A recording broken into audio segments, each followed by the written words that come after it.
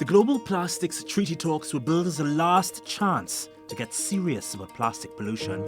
Instead, they collapsed without a deal. We cannot move on today. If you are not ready, we are ready to negotiate this treaty and do that in a standalone conference outside of this INC process. But while world leaders struggle to agree, the truth is everyday habits like how we use and toss plastic are part of the problem too. I just hate trash. I hate seeing it. Coming up, we dive into the messy truth. Why people litter, even when they know it's wrong. It's not just a simple moral decision. Just 2 Degrees is on now. You have a straw, it's wrapped in very light plastic. It's a windy day like it is right now, and that piece of plastic blows out of your hand. Do you chase after it? And why is the straw even covered in plastic in the first place? You said you wouldn't change. The things you're saying don't match your face. I guess love is just a lonely place.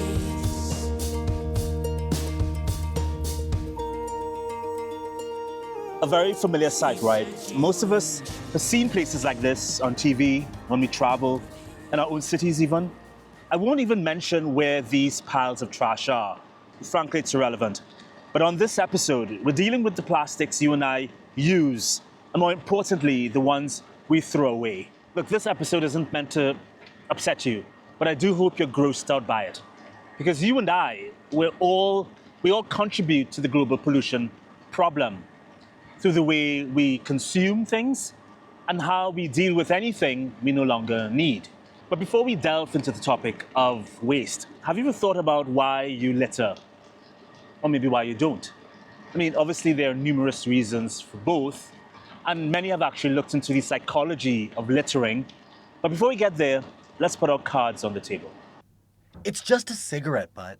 There aren't enough bins around. We've all heard these excuses before. Some of us have even used them. And who hasn't rolled their eyes or gotten into an argument about the way people litter in public? Litter is both ugly and unhealthy, and in some places, it's an actual hazard. In Manaus, a city located in the heart of Brazil's Amazon region, trash tends to pile up. It's a fertile ground for germs and bacteria, helping spread diseases like cholera, typhoid. Rats and mosquitoes flourish in rubbish dumps. And here's Faridabad, in India's Haryana state, where cows have been eating the plastic that's been left lying around. During the surgery, we found that the cow's stomach is full of garbage, waste, like nails, plastic, marbles, other waste materials. This was very shocking for us. And in the Philippines' capital, Manila, the trash at this riverside slum piles up faster than it can be removed. Nakaka-disappoint po kasi kahit anong linis namin, may basura pa rin. Pero kailangan ng tagang-tiyaga para mabuhasan-buhasan kaysa naman tumambak siya. Some countries have tackled the issue head on. In Singapore, if you get caught dropping paper or even spitting, it could mean thousands in fines, a prison sentence too. But while laws may be in place, they're not always enforced. The environmental cues of being in a place where litter is already there, it minimises that feeling of impact because it's already an area that has suffered from that and lacks cleanliness. And therefore, in that place, it means we're less likely to take accountability for our own actions. Well, sometimes people say littering is about personal choice, but you say it's deeper. There's culture, context, personal values. Can you unpack all that? It's not just a simple moral decision.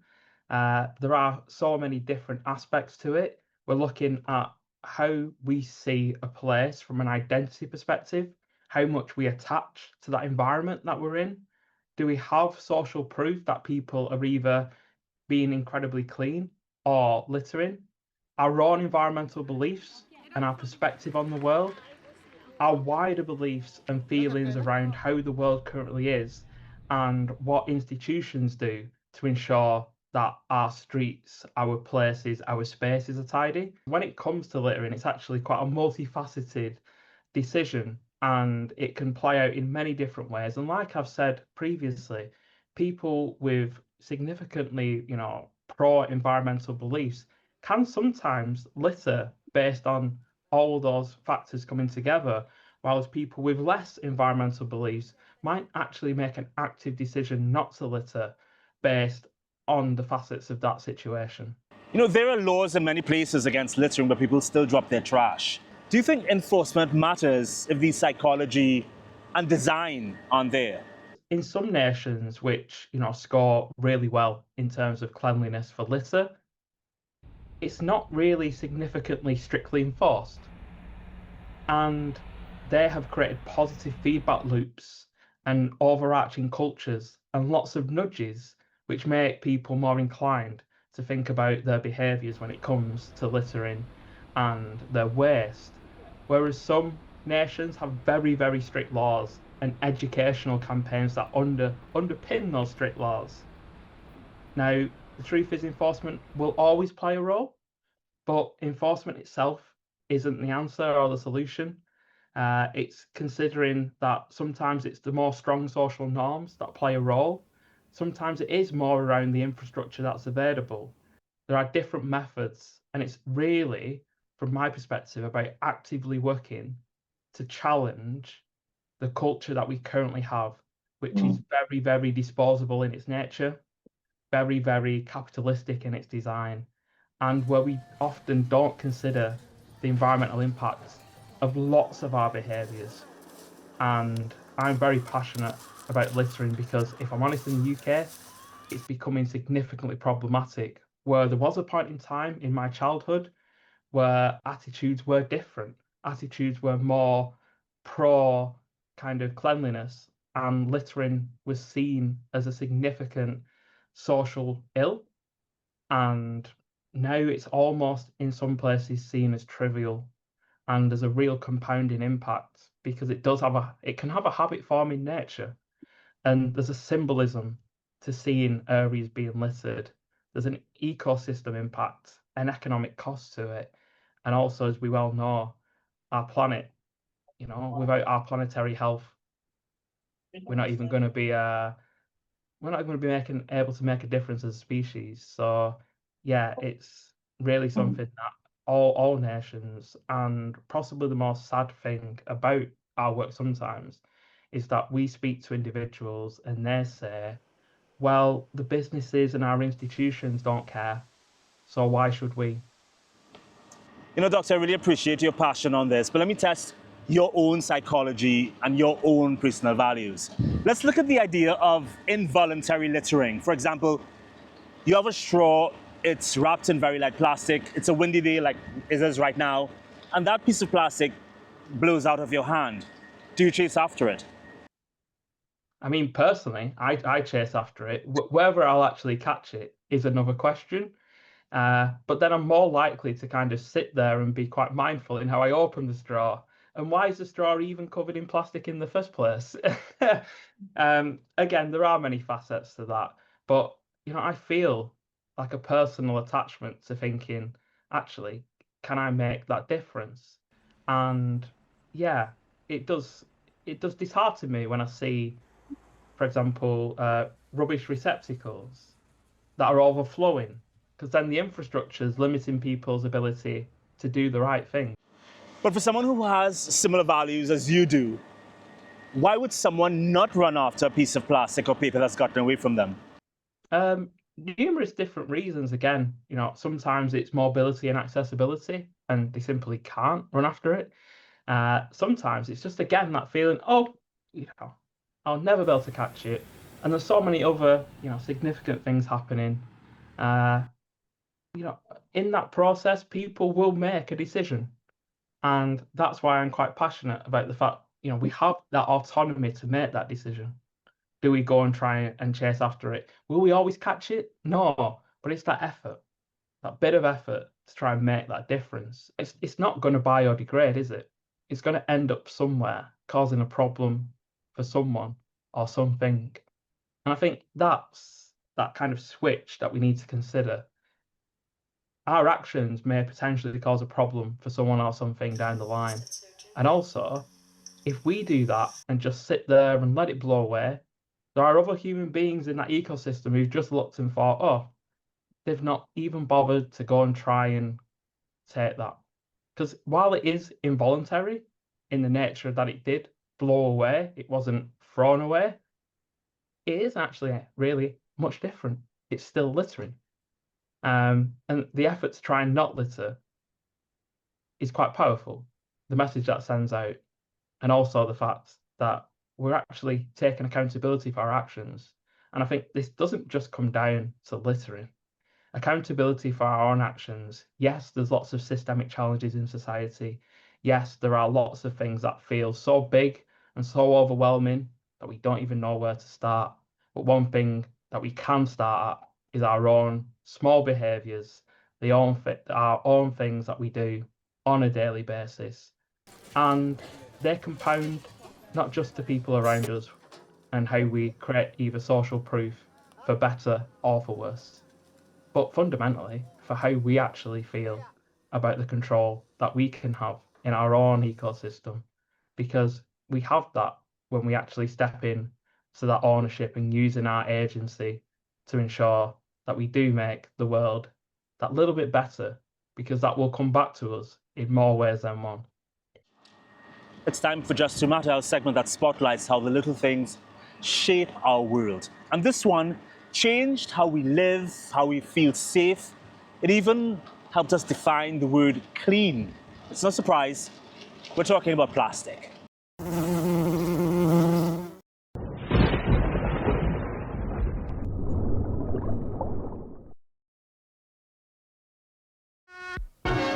Rubber that is not rubber, but a plastic called Marvinol is the newest reinforcement on a critical war front. Single-use plastic exploded after World War II.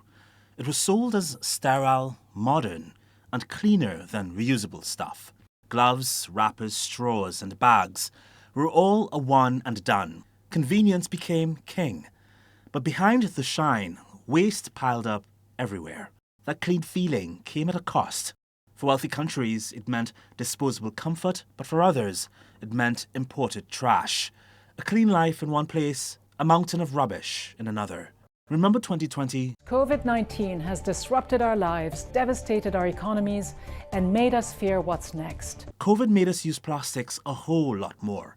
Gloves, masks, takeaway boxes, plastic barriers between people. Safety became disposable. But clean on the outside does not mean clean for the planet. Plastic helped us sell the feeling of clean. But clean for you might be toxic for someone else. So the next time you unwrap something sanitary, ask yourself, clean or not?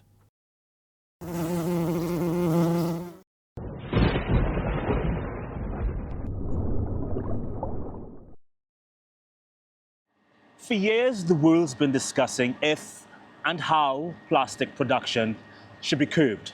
After all, more than 400 million tons of it are produced annually, including bags, packaging, cups, straws, which of course we all tend to use once, then throw out. There've long been talks to come up with a global plastics treaty, a consensus really on how we deal with the issue. Listen to this activist, just as the most recent discussions in Geneva started in August. Our message to world leaders are to stand firm and stand up to the fossil fuel industry, reject the pleas from a handful of countries that are trying to block progress, and agree a strong treaty that creates a healthier and safer planet for everyone. But like many people predicted, more than a week of talks resulted in the same old arguments by the same old plastic players.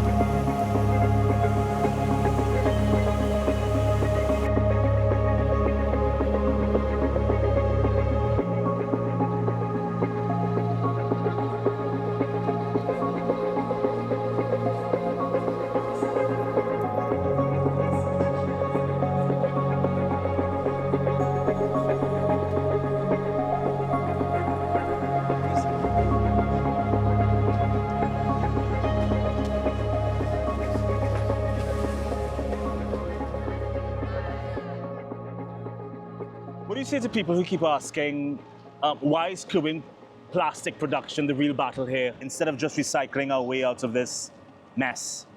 I want to remind you of a metaphor that if the tap is flowing in your apartment and your apartment is flooding, the first thing you do is not to mop up the water that is leaking all over the floor. The first thing you do is to close that tap. And that is what we need to do on production.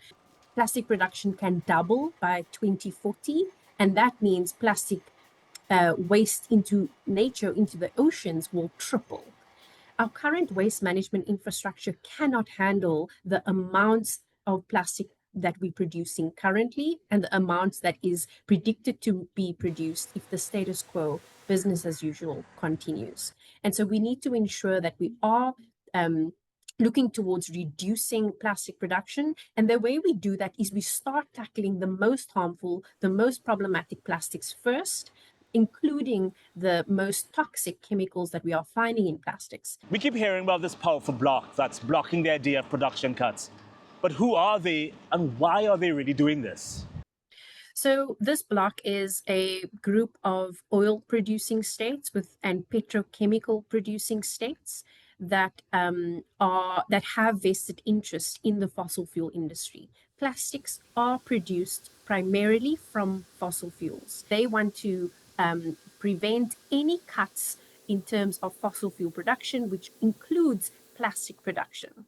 Consensus-based decision-making will only create or end up in a weak agreement that's purely focused on waste management. There's a ambitious majority of countries, over 100 countries, calling for global measures to ban and phase out products and chemicals of concern, to have global criteria on product design, to ensure that there's a robust financial package, but also to ensure that the Conference of the Parties, which would be the decision-making body for this treaty, to have the option of voting so that they don't have deadlocks or consensus-based deadlocks in the future, and that they can make decisions to strengthen the treaty over time. Okay, so in short, this is really about money. It's more profitable to continue producing plastics instead of recycling it. There is a small minority of countries that's very vocal. They have oil producing and petrochemical interests, and they are causing deadlocks in the INCs. This is not new. We've seen it in all other negotiation sessions where they are creating a deadlock. They don't want any measures upstream, which means they don't want any measures to tackle production, to tackle restrictions and phase out of the most high-risk products and chemicals. They only want to focus on cleaning things up, which will not address the plastic pollution problem. We leave here with no path forward. If you are not ready, we are ready to negotiate this treaty and do that in a standalone conference outside of this INC process. One report said that the US views plastics as pivotal to the American economy, and that US policymakers believe that hard production limits are infringements on sovereignty and an overstep of the treaty's authority. What is your reaction to that? The real cost or the true cost of plastic production isn't actually accounting for all the externalities in terms of the harmful impact on human health, on ecosystem health. If you account for all of that, the true cost of plastic will be much higher than it currently is. Now, in terms of sovereign rights, the treaty will only be legally binding if they are signed up. However, the treaty can include provisions for non-parties. So if a country does not want to accept imported products that are harming their citizens and harming nature within their jurisdiction, they should be allowed to prevent that trade from happening. And what we currently have now is a lack of transparency. We have countries not knowing what the composition of the materials that are entering their borders are. That's an infringement on their sovereign rights. 300 businesses, so brands and retailers that are producing plastic products, and even financial institutions, they're calling for global harmonized regulations so that they can have a better understanding and plan better for the future risks and current risks that plastic poses on their markets. So if there finally was consensus over a treaty, what stops countries, though, from still quietly ignoring the parts they don't like? it's important that countries are ready for this. It's important that countries are ready to ratify this treaty and are able to ensure that they have the necessary means of implementation to effectively implement these measures. What we see currently in the treaty text would be decisions such as what does the financial mechanism look like in order for countries to start planning for what national implementation would look like. There would also be decisions in terms of how what the criteria and what the listing of products and chemicals to ban and phase out would mean. And so this is also something that countries would need to be prepared for, and they would have opportunities to plan for national implementation. Countries should not be scared of what the treaty is about to deliver. This treaty should actually enable national action by providing the necessary financial support, by providing the necessary technical support and capacity building so that countries are able to deliver.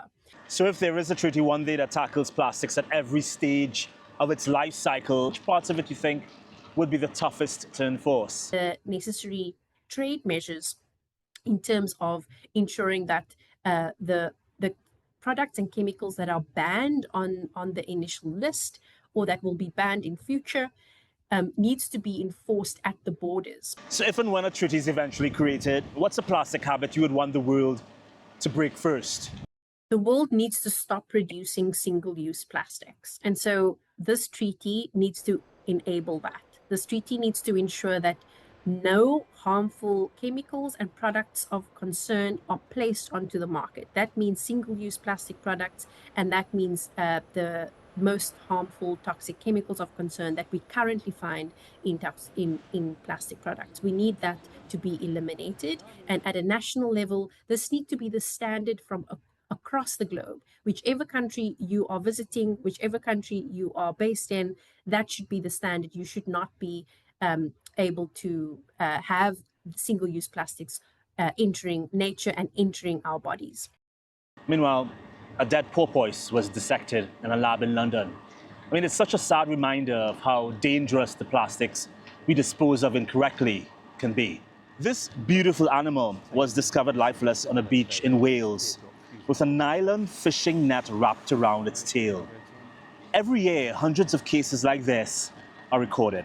There are many initiatives worldwide, however, that tackle plastic waste. Take a small startup in Mexico, for example. It's converting what's thrown out to fuel. The company is called Pet Gas. Their machine converts plastics like styrofoam and packaging waste to fuel like diesel and kerosene.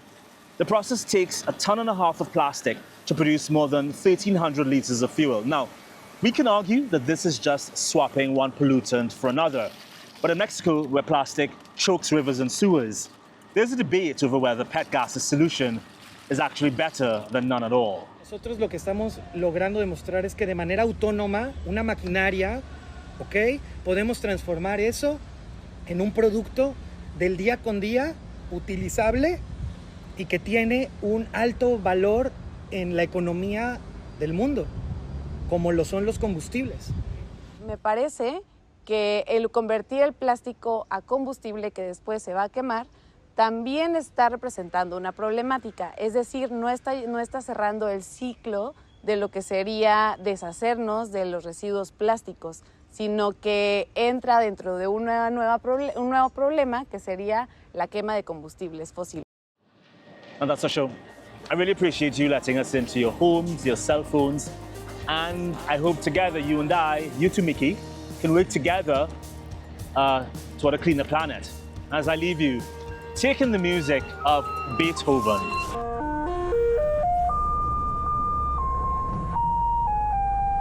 Not at a concert, but a community in Taiwan where garbage trucks play for release to alert residents to bring out their garbage.